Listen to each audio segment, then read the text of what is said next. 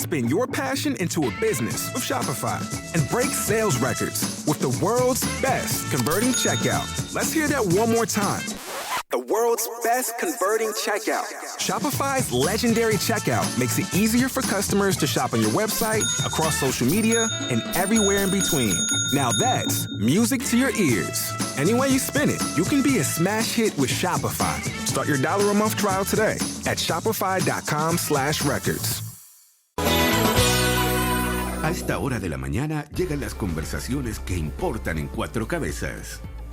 Acabamos de conversar con el diputado Castro respecto al caso convenio y hay como esto siempre hay que hacerse cargo de las percepciones, ¿eh? Y a los políticos les carga esto en el fondo, sobre todo cuando están en el gobierno, cuando dicen no, hay una sensación de delincuencia, de corrupción. Bueno, hay una percepción, de ahí los números pueden condecirse con eso o no, y ahí está la data, pero sí, en el ambiente hay una sensación de que Chile es un país, no diría más corrupto, sino que hay más casos de corrupción descubiertos y revelados en el último tiempo, y me refiero no solamente a este gobierno, sino en el último tiempo, podríamos decir 6 años atrás más o menos. Para conversar de eso estamos con Michel Figueroa, director de estudios de Chile Transparente. Muchas gracias por estar acá. Buen día, Quique. Muchas gracias por la invitación. Cuéntanos primero, Chile Transparente, ¿es una organización estatal, una ONG? ¿Qué es lo que es? Chile Transparente es una organización no gubernamental, una ONG, somos una fundación, tenemos presencia en 130 países más o menos. Somos parte de la Red Mundial de Transparencia Internacional y justamente nos dedicamos al combate contra la corrupción y a promover la transparencia. Ya, lo preciso porque mucha gente cree que ustedes son un organismo público y no, son ONG. Entonces tienen la independencia para mirar las cosas, además corrígeme tú, que cuando se miden los índices de corrupción son índices que son estándar y que son probados por un grupo de expertos. Exacto, este instrumento lleva 25 años el índice de percepción de la corrupción en el mundo, y lo que hacemos ya después de varios años de perfeccionamiento es poder comparar hoy día a más de 180 países en el mundo a través de un indicador que mide efectivamente la percepción de corrupción en los estados, pero que es un instrumento que ya está validado en todo el mundo. Ya, ¿y qué dice de Chile este informe? ¿Es un informe anual, bianual? ¿Cómo funciona? Es un informe anual que desde el año 94 más o menos mide a todos los países del mundo y califica el nivel de percepción de corrupción entre 0 y 100, donde 100 son los países donde se percibe menos corrupción y 0 son aquellos países donde la corrupción es percibida en el día a día por las personas. ¿Y esa percepción de quién es? Esta percepción es un conjunto de instrumentos, no es de una sola persona, mide particularmente la opinión pública, la visión del mundo empresarial y de los negocios y de algunos expertos internacionales, y todas esas visiones confluyen en un indicador que es el resultado país que hoy día estamos mostrando en todo el mundo. Ya, y le pregunto al millón, ¿cómo estamos? A ver, Chile, si bien descendió un punto en el indicador, hoy día tenemos 66 puntos de 100, un total de 100. Ya, 100 el menos corrupto, 0 el más corrupto. Exactamente. Estamos hoy día dentro de los 30 países menos corruptos del mundo. Ya. El problema es que somos un país bastante autoflagelante, por tanto, cada vez que vemos un resultado lo miramos desde el peor lugar. Eso sí que es preocupante porque desde el 2014, en estos últimos 10 años, Chile ha descendido 7 puntos de forma paulatina. Ya, y eso es harto, porque uno no tiene la percepción si esto es exponencial o no, o es al margen.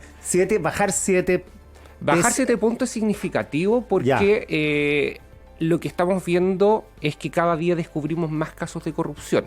Descubrirlo no quiere decir que estemos siendo más corruptos, sino que tenemos las herramientas para detectarlo. Claro. El problema es qué pasa luego con esos casos de corrupción. Y uno de los temas que planteamos en el informe de este año es justamente cuál es el rol de los sistemas de justicia en poder sancionar los delitos de corrupción que se detectan.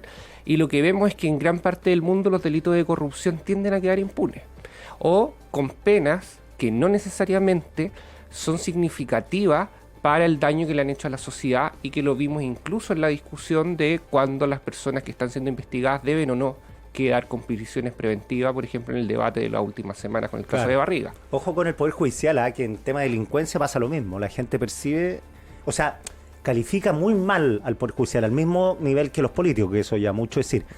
Pero, por ejemplo, el diputado Castro, yo le preguntaba, bueno, ¿y la plata? ¿Qué pasó con la plata de convenio? Me dice, no, la plata no existe, además dice algo que a la gente le hace sentido. Dice, no, y además si investigamos esto, en 10 años más vamos a ver qué pasó con la plata. O sea, la justicia lenta no es justicia. Y justamente por eso a las personas le va quedando una sensación de impunidad, porque las penas de corrupción son muy bajas y casi nadie termina encarcelado una vez que se comprueban los delitos. Perdón, experiencia comparada en Estados Unidos y en Europa, en países desarrollados, ¿sí van a la cárcel los Sí, que...? incluso hay países que han aprobado lo que se denomina muerte civil, que es que la persona se le prohíbe el resto de la vida poder ocupar cargos públicos o incluso ser funcionario público. Entonces, el gran problema que tenemos es justamente esa impunidad que queda porque nadie va a la cárcel. Por otro lado, es que los dineros que se pierden Se fuman. no se recuperan y no hay ningún esfuerzo hoy día del sistema judicial por congelar los movimientos bancarios de las personas que están siendo investigadas o simplemente recuperar. O sea, hoy día la cantidad de dinero que en Chile hemos perdido en materia de delitos vinculados a la corrupción no vuelve a arcas fiscales. Claro, porque vamos conociendo los alcaldes desfalcos por miles de millones, pero esa plata en general dicen, bueno, y uno pregunta, ¿y la plata quién la va a reintegrar? Nadie, porque como que no está la plata. Y justamente el problema en los casos de corrupción es que los dineros no es que se los robe a alguien directamente y se los meta a su bolsillo. Es que se ocupan en cosas distintas, muchas veces a lo que tenían planificado, y recuperar esos dineros es muy difícil. Y ahí hoy día requerimos una visión más reformista en el sistema judicial que inmediatamente nos permita recuperar esos dineros y volverlos a las arcas fiscales, porque si no podemos enjuiciar a alguien, pasa un par de meses en la cárcel o incluso muchas veces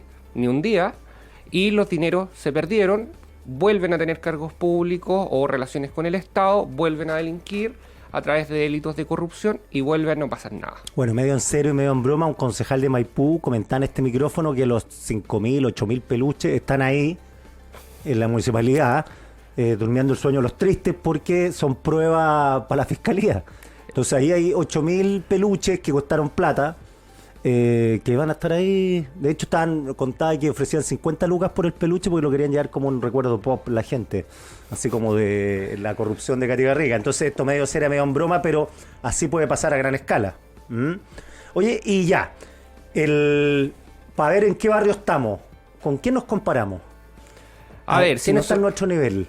Si nosotros nos ponemos a comparar dentro de los que están dentro de nuestro puntaje, podemos decir que efectivamente estamos bien. Estamos dentro del tercio superior del mundo. Estamos sobre Italia, por ejemplo. Estamos sobre España. ¿Cuántos países son? 180 países son medidos. Ya. Entonces, estamos sobre España, estamos sobre Italia. Sí, estamos más o menos. España e Italia nos enseñaron a los latinoamericanos a hacer la. Estamos más o menos a la altura de Portugal, por ejemplo. Ya, Portugal es una democracia más piola, digo.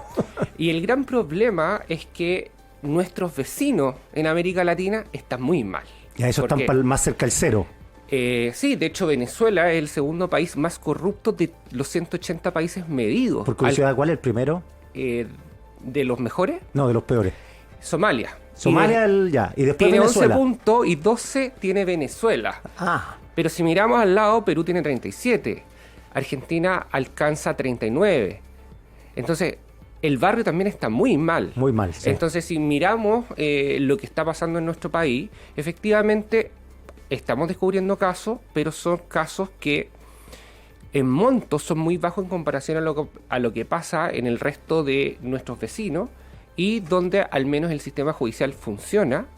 Tenemos algunos problemas que corregir, como mejorar los sistemas de nombramiento de los jueces, de los fiscales, pero donde el sistema aún funciona. Claro, porque el peor indicador, creo, o el más ilustrativo de la corrupción es cuando los presidentes salen más ricos de cuando llegaron. Y en Chile, por lo que sabemos hasta ahora, no ha pasado nunca. No tenemos datos para... Piñera era rico de antes. Exacto. Y todos los otros son gente, Lago, Bachelet, bueno, Boric está en ejercicio, pero Elwin, gente, Frey, Frey perdió plata ahora también por su hermano, pero gente que no pasa como los Kirchner o como Maduro, que llegaron con 10 y se están yendo con 1000. Exacto, y lo otro que tiende a ocurrir es que las familias de los políticos, si bien muchas veces en nuestro país logran tener redes en el Poder Judicial o en el Legislativo cuando están en el Ejecutivo, no hay una captación del Estado completa como lo sí pasa en algunos países vecinos, y la democracia todavía funciona.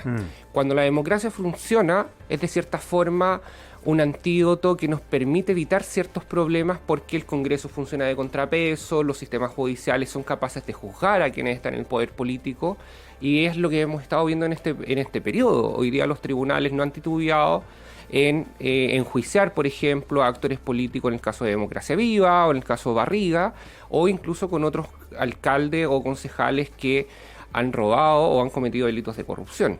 Claro, el mayor, uno de los indicadores cuando los países están en problemas es cuando se pierde el pudor ya para robar. ¿Ah? O sea, cuando se pierde el pudor y cuando las instituciones no funcionan que te permiten perder ese pudor. Lo que ha pasado, no sé, pues en Argentina, ¿te acuerdas los billetes en el convento? O los libros de las rutas del conductor que llevaban los maletines con dinero. En Perú, todos los presidentes presos y uno se suicidó para no irse a la cárcel. Entonces, digo, la pérdida de pudor es un mal indicador. O sea, cuando en Argentina decían, oye, dejemos chorear por 2 años para que esto lo arreglemos. Y después el mismo tipo dice, ya, pero de nuevo está metido en corrupción. Y el tipo responde, bueno, yo dije 2 años. ¿Ah? No, y acá en Chile todavía la sociedad reacciona a los casos de corrupción. La reacción que esperaríamos es que justamente las personas no vuelvan a votar por un candidato corrupto. Pero pasa, en la opinión pública todavía hay un juicio, hay una cierta forma, una condena social a los delitos de corrupción, más allá de que el votante luego, que tiene muy poca memoria, una memoria muy a corto plazo, termine volviendo a votar por un candidato que o metió las manos o favoreció a algún familiar. Claro, lo otro que pasa es, dice, ya es ladrón, pero hace bien la pega. Y ese es un aliciente bastante pesimista, porque no podemos conformarnos con aquel que roba, pero hace. Claro. Entonces, que mientras roba, más se puede hacer, además. Es el círculo vicioso. Porque de hecho hay un estudio, una perspectiva que promovió por mucho tiempo el Banco Mundial en los 90, que decía que en países como África, donde las tasas de corrupción y los comportamientos corruptos son tan altos, que incluso le decía a los empresarios, el Banco Mundial, bueno, si usted quiere invertir en países de África, considere los montos de coimas y ya, como un impuesto agregado, porque además así va a sacar el proceso de inversión más rápido. Eso es algo que al menos en nuestra sociedad no es aceptado y que las instituciones no permiten hoy día en nuestro país hace muchos años. O sea, es un buen indicador de el comportamiento ético, al menos, que hay en el imaginario colectivo de las personas. Claro, porque lo que dices tú es el efecto inhibitorio que tienen ciertas políticas públicas, más allá de la imagen pública, que también importa, pero aquí si no hay sanciones penales, estamos en problemas, porque la cárcel siempre da miedo, las multas no. Las multas se pueden pagar. Y sobre todo, pagar una multa con recursos que además defraudaste, claro, no duele. Generalmente el 5% de lo que defraudaste o menos. Entonces, aquí, y los gringos saben de eso, que la cárcel es el gran efecto inhibitorio para cometer malas prácticas. Sí, de hecho, de los gringos tenemos mucho que aprender en cuanto a la recuperación de los recursos robados. O sea, en el sistema norteamericano, lo que tiende a pasar es que te congelan inmediatamente las cuentas, claro, una vez que inicias la investigación, te quitan todos tus recursos y se congelan y no tienes acceso hasta que la situación se aclare, de tal forma de que tú no puedas transferir esos recursos a un familiar o no puedas cambiar de titular una propiedad para que después no te la embarguen. Claro, y lo que pasa también es que uno tiende a pensar, mire, después que descubrimos que las empresas pagaban las campañas políticas, después que descubrimos que las empresas se coludían, viene una peregrina idea. Ya, después de esto no se va a hacer más, porque esto es un ejemplificador y la gente no lo va a hacer más. Mentira, si corrupción va a existir toda la vida, entonces el Estado tiene que implementar políticas públicas inhibitorias permanentemente, ¿no? A ver, lo que pasa es que con la corrupción tiende a darse este fenómeno que cada vez que cerramos una puerta, la corrupción encuentra cómo moldearse a otro camino. Ya. Y el 2016, cuando estábamos en el debate de cómo regular el financiamiento de la política o los casos de los negocios y la política en ese momento, incluso desde Chile Transparente planteamos este fenómeno de que en la teoría política se denomina soft money, donde tú cambias el mecanismo de financiamiento y si tienes prohibido que las empresas financien la política, buscas de formas indirectas cómo financiar. Y en ese momento lo dijimos, que las fundaciones eran un camino justamente para financiar política. ¿Y eso cuándo fue? ¿Cuándo lo dijeron? El 2016. Ya, o sea, Porque En Norteamérica lo que pasaba es que tú prohíbes a la participación de las empresas y lo que hacen es, bueno, yo no puedo financiar una campaña política, pero tú tienes una fundación que promueve, por ejemplo, la regulación del aborto y hay un candidato que se coincide con eso, entonces promuevo el financiamiento a través de la empresa de la fundación. Que no está prohibido. Que no está prohibido para que, por ejemplo, las personas, a través de la campaña que está haciendo una fundación, lo asocie con un candidato. Y aquí lo que vimos en nuestro país es que el sistema fue más burdo. Fue sacar recursos públicos y transferirlos a organizaciones o fundaciones para desde ahí financiar la actividad política. Porque en el caso de fundaciones lo que vimos justamente no era que alguien se estaba yendo la plata para la casa, sino que se estaba haciendo actividad política con recursos públicos a través de un mecanismo que tenía muchas más libertades, que estaba regulado porque el sistema de financiamiento por transferencia de la fundación era legal, pero con la intención de defraudar al fisco para utilizar los recursos en una acción distinta que era la que había quedado en los convenios que se establecieron en ese momento. Ya, o sea, los mecanismos siempre se van adecuando. Exacto, y por eso el gran desafío es justamente poder adelantarse a los delitos de corrupción y a los mecanismos que pudiese ir tomando la corrupción en el tiempo, porque el uso de la tecnología y la creatividad humana nos permite justamente poder ir encontrando espacio. Y ahí viene como esa frase muy chileno: el chileno siempre encuentra la pillería de... Claro. Echa la ley, echa la trampa. Oye, pero ¿cómo hacer? Porque las políticas públicas al final, valga la redundancia, las hacen los políticos. Y los políticos son los que muchas veces forman parte de este tinglado. Algunos más, algunos menos, algunos nunca. Pero está claro que buena parte de la corrupción viene del mundo político porque tienen acceso al poder. Entonces, ¿cómo lograr fomentar las políticas públicas? Que los políticos tengan claro como que pese a ser incumbente, igual tienen que legislar. Es súper complejo, honestamente. De hecho, desde la perspectiva de las políticas públicas, uno trata de aprovechar lo que se denominan ventanas de oportunidades, que tiende a parecer un escándalo y por tanto facilita que propuestas más técnicas entren al debate político y por tanto el mundo político está más allanado, dado el escándalo que los afecta, a aprobar cosas. Claro. El problema es que esa perspectiva nos ha llevado desde los años 90 a ser solo reactivo en materia de corrupción, porque si uno mira de los 90 en adelante, vemos que desde el caso Dávila en Codelco, la respuesta institucional siempre ha sido formar comisiones. Claro, que... Porque después del caso Dávila tuvimos la Comisión Nacional de Ética Pública, después del caso Mobgate tuvimos la Comisión Bate, y así seguimos hasta lo que pasó con el caso Convenio y la Comisión Jara Quemada. Entonces esa perspectiva reactiva no nos ha permitido ir adelantándonos los problemas de corrupción. Hoy día el gobierno ha dado algunas señales con la Estrategia Nacional de Integridad Pública que busca justamente plantear una perspectiva a largo plazo de solución. El problema es cómo se están construyendo esas perspectivas, porque si tú empiezas a hacer listas de supermercados, que es lo que el gobierno ha planteado en la Estrategia Nacional de Anticorrupción, terminas cumpliendo con un checklist y que cuando los terminaste de cumplir, al final no tuviste ningún cambio. Entonces hoy día necesitamos, por un lado, que los especialistas más técnicos, por ejemplo el rol que cumplimos desde Chile Transparente o otras organizaciones similares, pueda ser más oído en el Congreso y en la actividad prelegislativa desde el Ejecutivo, pero también que haya conciencia social en las personas. Porque si las personas no presionan a través de los mecanismos que tienen, desde las redes sociales hasta una conversación con un diputado en su distrito, no va a pasar nada. Sí, pues ese es el problema, que la sociedad civil aquí es muy débil y tiene pocos canales de expresión.